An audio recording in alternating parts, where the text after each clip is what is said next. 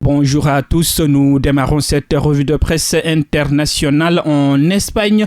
Le mercato du Real Madrid fait couler beaucoup d'encre. D'après Marca, la Casablanca compte bien faire revenir Erling Haaland, mais aussi Kylian Mbappé dans un premier temps. L'objectif de la direction madrilène est de transférer le joueur de Dortmund dès cet été en payant sa clause libératoire de 75 millions d'euros. Concernant le Français, le plan du Real Madrid est qu'il ne prolonge pas avec Paris Saint-Germain. Son contrat qui se termine en 2022 obligerait Paris à le vendre à l'été 2021 pour éviter de perdre sans contrepartie. Le mercato du Real Madrid fait aussi la une du journal l'AS ce lundi, mais cela concerne cette fois-ci le milieu de terrain. Zidane a besoin d'un renfort dans le profil de Casemiro et aurait 3 noms en tête, 3 joueurs français pour pouvoir remplacer le Brésilien, seul joueur de l'effectif ayant un impact physique dans le cœur du jeu.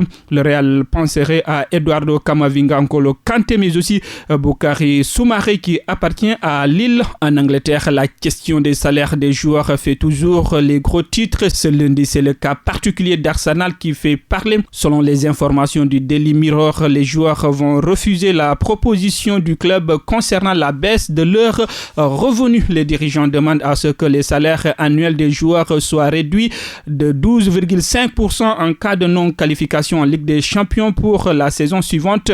Cette baisse serait réduite à 7,5% en cas de présence en Ligue Europa pour les Gunners. Le problème, c'est que les joueurs ne sont pas d'accord avec leur direction, affirme le Daily Mirror. Ce refus fait aussi la une du Daily Star qui explique que les joueurs sont prêts à entrer en guerre avec leurs dirigeants. Toujours en Espagne, le mercato du FC Barcelone fait encore le gros titre, en particulier le dossier de Lautaro Martinez.